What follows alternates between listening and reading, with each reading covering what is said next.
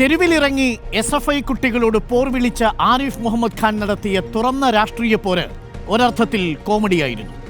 എന്നാൽ ഖാന്റെ പിൻഗാമി ആർലേക്കർ ജീവിതം കൊണ്ടും ആശയം കൊണ്ടും അടിമുടി ആപാദചൂടം സ്വയം സേവകനാണ്.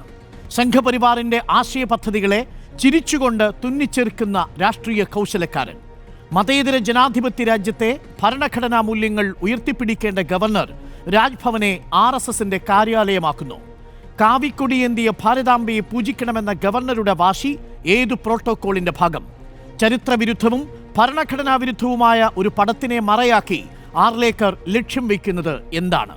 ഗവർണറുടെ ഭാരതാംബ കിരൺ ചന്ദ്ര ബാനർജിയുടെ ഭാരതാംബയല്ല, അത് അബനീന്ദ്രനാഥ് ടാഗോറിന്റെ ഭാരതാംബയുമല്ല, സുബ്രഹ്മണ്യ ഭാരതിയുടെ ഭാരതാംബയല്ല, ഗാന്ധി ഉദ്ഘാടനം ചെയ്ത വാരണാസിയിലെ ക്ഷേത്രത്തിലെ ഭാരതാംബയല്ല. ഇത് ഭരണഘടന വിഭാവനം ചെയ്യുന്ന ഭാരതാംബയല്ല. ഭരണഘടന അങ്ങനെ ഒരു ഭാരതാംബയെ വിഭാവനം ചെയ്യുന്നതേയില്ല. ഇതാരുടെ ഭാരതാംബ? ഇതാർക്കു വേണ്ടിയാണ് ഗവർണറുടെ ഒളിപ്പോര്? ഗവർണർ രാജ്ഭവനെ RSSന്റെ ഭവനാക്കി മാറ്റുന്നുണ്ടോ?